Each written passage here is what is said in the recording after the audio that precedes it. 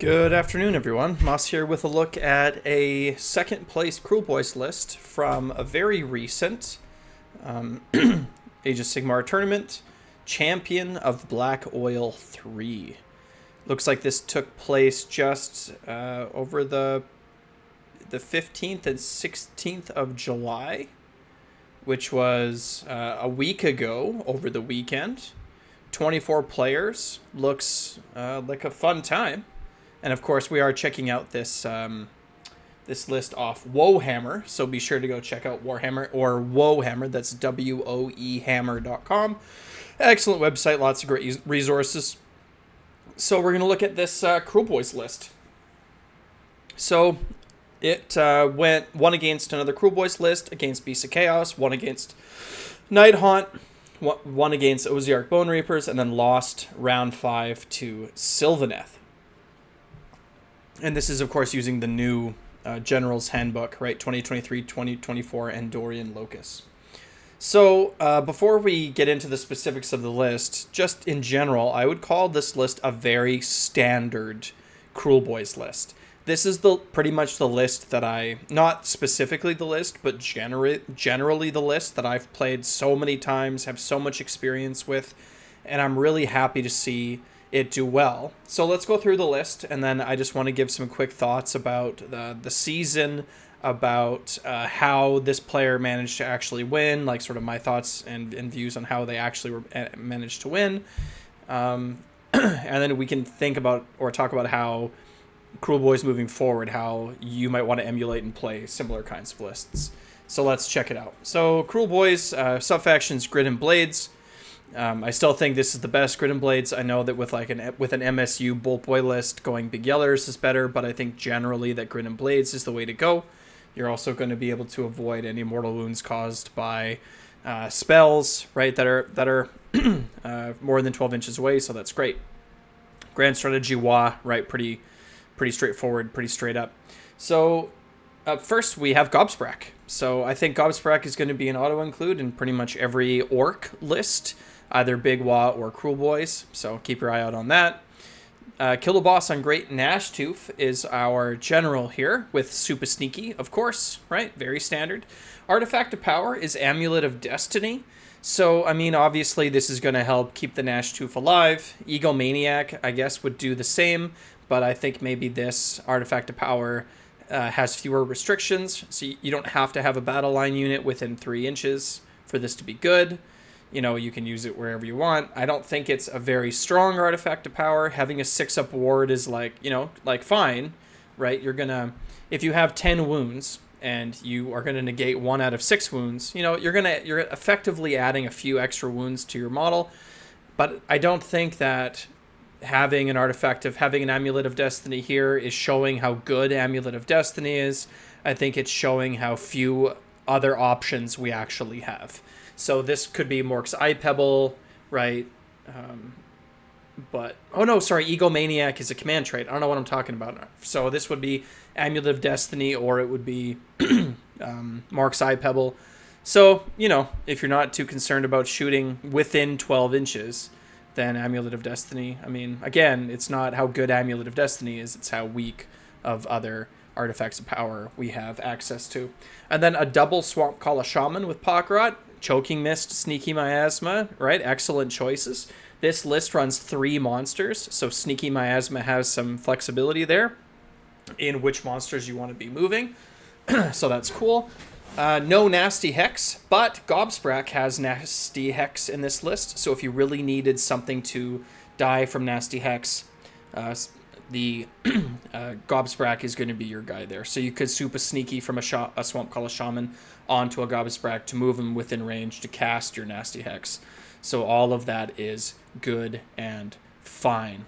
I guess Sneaky Miasma is always good in your list. It'll always be useful, but Nasty Hex is more situationally useful. So I really like the 2 choices of spells here. And then we have a double Snatch-a-Boss on Sludge Raker Beast. I'm seeing this more and more, this double Snatch-a-Boss. And the more that I see it, I think I've only played 1 game with a double Snatch-a-Boss, but I like it. I think it's good. I think it's a good choice. In this list, I think you could have gone with Snatcher Boss with Fasten, and then you could have gone with a Swamp Boss Scumdrek. But, I mean, I would love to hear your thoughts about Swamp Boss Scumdrek versus a Snatcher Boss on Sludge Raker Beast in a double Sludge Raker list, right? What are the pros of running a Snatcher Boss over a Scumdrek in a list where you're running a double Sludge Raker, right? Because obviously the enhancements are going to be the reason you take a Snatcher Boss, but probably not if you have two. And then we have the a minimum inclusion of our battle line. 2 units of Gut Rippers with 1 unit of Hobgrot Slittus.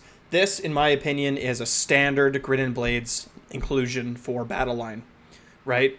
People keep saying this, and they say that Gut Rippers are a lot better, that I undervalue them, that a reinforced or double reinforced unit of Gut Rippers can slap, and with the appropriate buffs, they can actually, like that -1 to wound is good, or that -1 to hit, is good, but I still don't see it.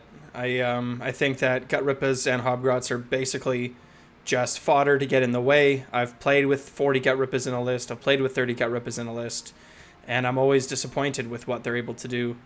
You need a command point if they're in a reinforced unit. You need a command point for Battle Shock, or you have to have a Killaboss within reach, which is not always convenient, especially considering we have a hard time taking space out on the map. Having a Killaboss dedicated to a unit of 30 or 40 Gut Rippers is tricky, and I don't feel is worth what the Gut Rippers are bringing you.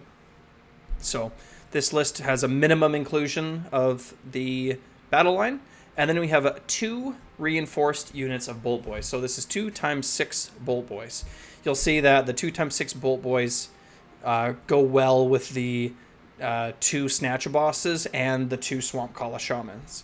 So so here's how I envision the army being set up.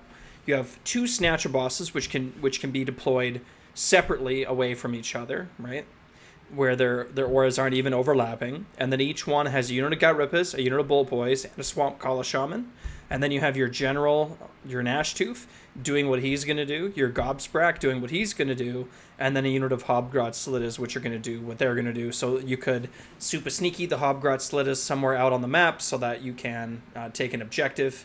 There's lots of objectives in these battle packs for this season, right? Some of them have 6 objectives. So being able to take Hobgrot Slittas and start them off taking an objective is really nice. Yep, so big fan of that. And then for battalions, it's a 2-drop with an Andorian Acolytes. So I believe this makes this a 4-drop list because the only Acolytes are the 2 Swamp Kala Shamans. And then everything else is in a Warlord battalion. Although I say that, but it doesn't actually mark it here. So if we look at the battle regiments are either 2 or 3 stars. So Gobsprak and the Killaboss don't have any beside them. And then, but that's probably just an error because I can't see a reason why you wouldn't have them both in Warlord's battalion.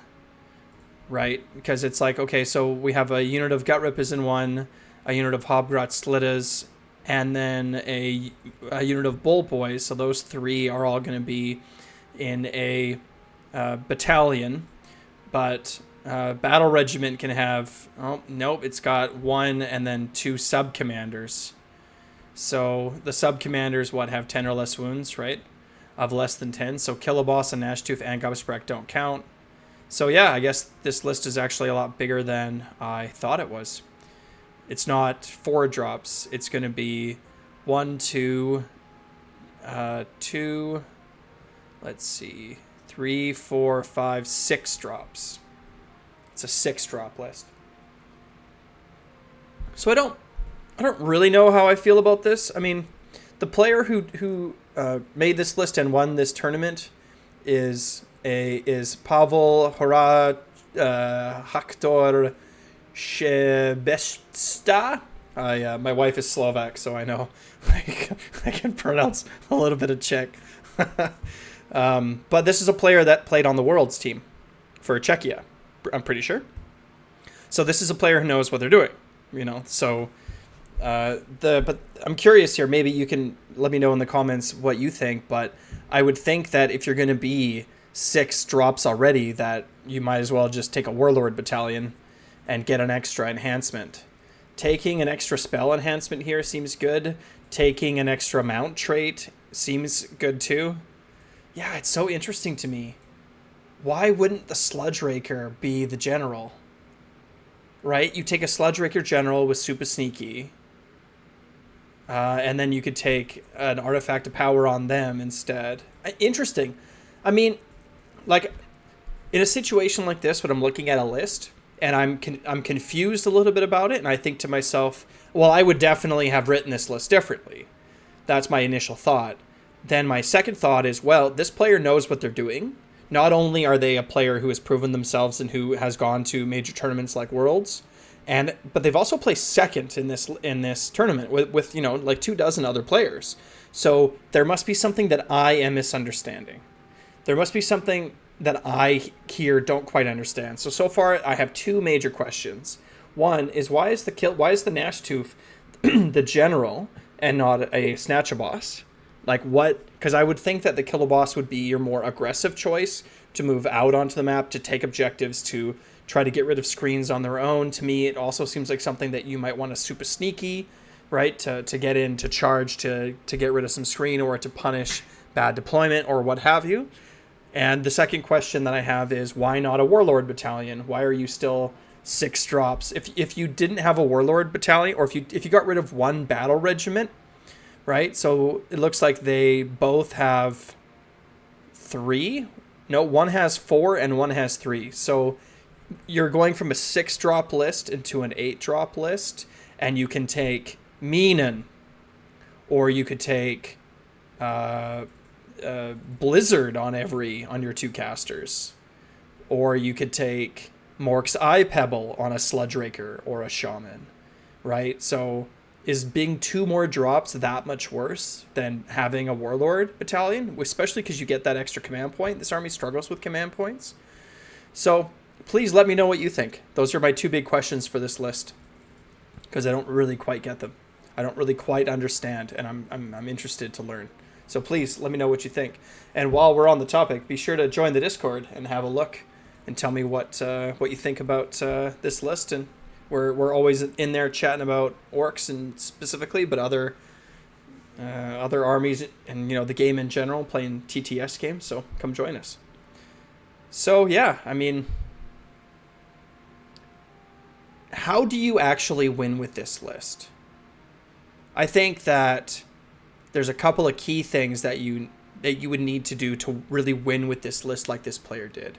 One is know the game incredibly well. Understand not only your army, understand not only the battle plans on which you're playing, and understand the core rules, right? Like the little minutia, but you would also need to understand all the other armies in general and your local playgroup specifically rather well. Their armies, their units, their tactics, their playstyles, and so on. And then you got to roll a bunch of 6s. I still think that if Pavel went on like an unlucky streak and rolled no 6s, or significantly lower than average, they would probably struggle. But I do like the double Snatcher boss. I'm seeing it more and more and more.